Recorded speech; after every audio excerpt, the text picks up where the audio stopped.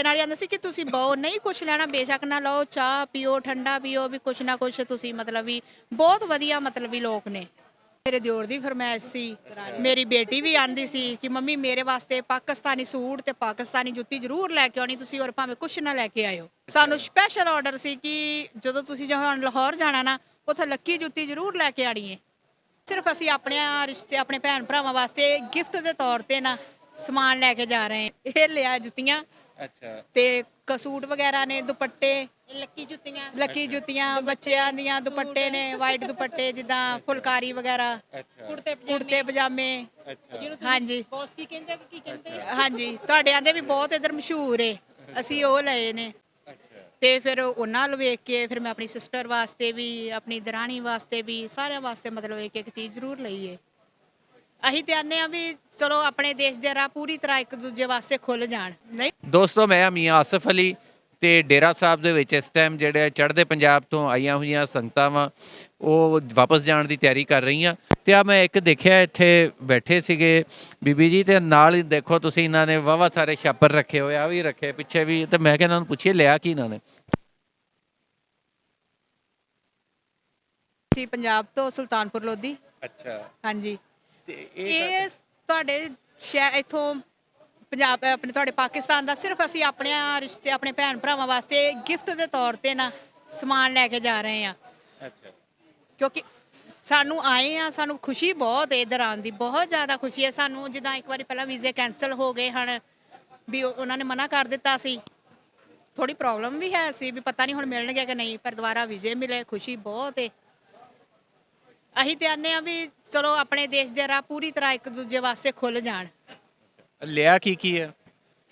ਇਹ ਲਿਆ ਜੁੱਤੀਆਂ ਅੱਛਾ ਤੇ ਸੂਟ ਵਗੈਰਾ ਨੇ, ਦੁਪੱਟੇ, ਲੱਕੀ ਜੁੱਤੀਆਂ, ਬੱਚਿਆਂ ਦੀਆਂ ਦੁਪੱਟੇ ਨੇ, ਵਾਈਟ ਦੁਪੱਟੇ ਜਿੱਦਾਂ ਫੁਲਕਾਰੀ ਵਗੈਰਾ, ਕੁੜਤੇ ਪਜਾਮੇ।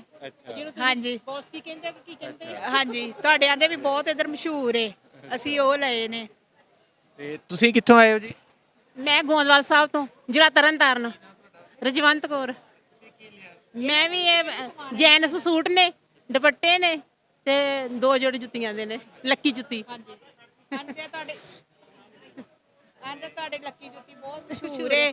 ਸਾਨੂੰ ਸਪੈਸ਼ਲ ਆਰਡਰ ਸੀ ਕਿ ਜਦੋਂ ਤੁਸੀਂ ਹੁਣ ਲਾਹੌਰ ਜਾਣਾ ਨਾ, ਉੱਥੇ ਲੱਕੀ ਜੁੱਤੀ ਜ਼ਰੂਰ ਲੈ ਕੇ ਆਣੀ ਹੈ। ਨਹੀਂ, ਇਹ ਕਿਹਨੇ ਕਿਹਾ ਸੀ, ਕਿਹਦੀ ਫਰਮਾਇਸ਼ ਸੀ? ਇਹ ਮੇਰੇ ਦਿਓਰ ਦੀ ਫਰਮਾਇਸ਼ ਸੀ।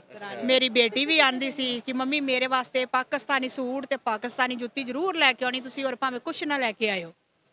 ਤੇ ਫਿਰ ਉਹਨਾਂ ਨੂੰ ਵੇਖ ਕੇ ਫਿਰ ਮੈਂ ਆਪਣੀ ਸਿਸਟਰ ਵਾਸਤੇ ਵੀ, ਆਪਣੀ ਦਰਾਣੀ ਵਾਸਤੇ ਵੀ, ਸਾਰਿਆਂ ਵਾਸਤੇ ਮਤਲਬ ਇੱਕ ਇੱਕ ਚੀਜ਼ ਜ਼ਰੂਰ ਲਈ ਏ।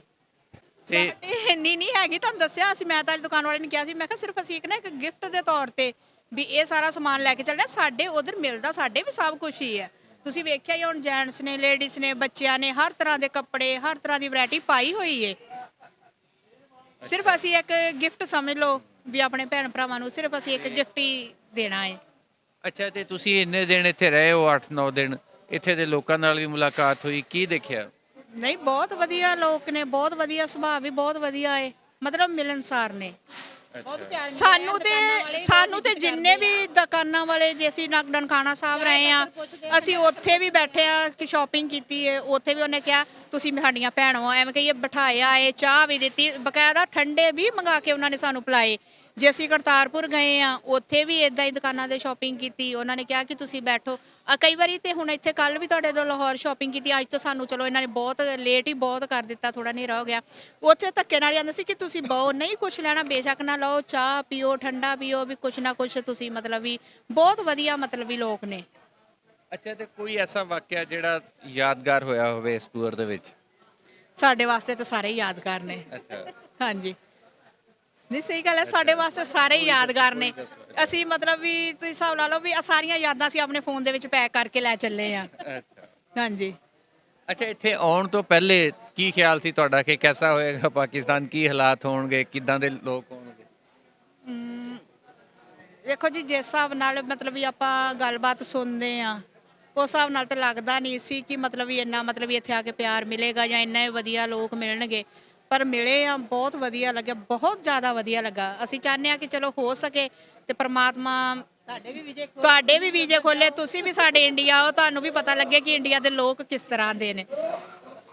ਹਾਂਜੀ, ਪਰ ਖੁਸ਼ੀ ਬਹੁਤ ਹੋਈ ਤੁਹਾਡੇ ਦੇਸ਼ ਆ ਕੇ ਨਾ, ਬਹੁਤ ਜ਼ਿਆਦਾ ਖੁਸ਼ੀ ਹੋਈ। ਮੇਰਾ ਬੇਟਾ ਬਾਹਰ ਏ, ਅਸੀਂ ਕਰਤਾਰਪੁਰ ਜਦੋਂ ਗਏ ਆ, ਉੱਥੇ ਥੋੜੀ ਮਤਲਬ ਸਾਡੇ ਥੋੜੀ ਜਿਹੀ ਇੱਧਰ ਆ ਕੇ ਸਭ ਤੋਂ ਵੱਡੀ ਪ੍ਰੋਬਲਮ ਸਾਨੂੰ ਥੋੜੀ ਫੋਨਾਂ ਦੀ ਆ ਜਾਂਦੀ ਏ, ਕਿਉਂਕਿ ਭੈਣ ਭਰਾ ਹੁੰਦੇ ਨੇ, ਉਹ ਕਈ ਵਾਰ ਆਂਦੇ ਨੇ ਤੁਸੀਂ ਚੱਲਿਓ ਸਾਨੂੰ ਵੀਡੀਓ ਕਾਲ ਕਰਿਓ, ਅਸੀਂ ਗੁਰਦੁਆਰਾ ਸਾਹਿਬ ਦੇ ਦਰਸ਼ਨ ਕਰਾਂਗੇ। ਪਰ ਸਾਡੇ ਇੱਧਰ ਉਹ ਸਿਮ ਨਹੀਂ ਚੱਲਦੀ ਹੈਗੀ, ਸਿਰਫ ਕਰਤਾਰਪੁਰ ਸਾਡੇ ਫੋਨ ਚੱਲੇ ਨੇ। ਚਲੋ ਉੱਥੇ ਜਿਹੜੇ ਭੈਣ ਭਰਾ ਨੂੰ ਲੱਗਾ, ਮੇਰੇ ਬੇਟੇ ਨੂੰ ਬਾਹਰ ਲੱਗਾ, ਮੈਂ ਉਹਨੂੰ ਲਾਇਆ, ਉਹਨੇ ਵੀ ਦਰਸ਼ਨ ਕੀਤੇ। ਮੇਰੇ ਭਾਂਜਾ ਸੀ, ਉਹਨੂੰ ਵੀ, ਹੋਰ ਆਪਣੇ ਰਿਸ਼ਤੇਦਾਰ ਸੀ, ਜਿਨ੍ਹਾਂ ਨੂੰ ਵੀ ਫੋਨ ਲਾਇਆ, ਚਲੋ ਜਿੰਨੇ ਵੀ ਹੋ ਸਕੇ ਉਹਨਾਂ ਨੇ ਦਰਸ਼ਨ ਕੀਤੇ, ਉਹਨਾਂ ਨੂੰ ਵੀ ਬਹੁਤ ਵਧੀਆ ਲੱਗਾ।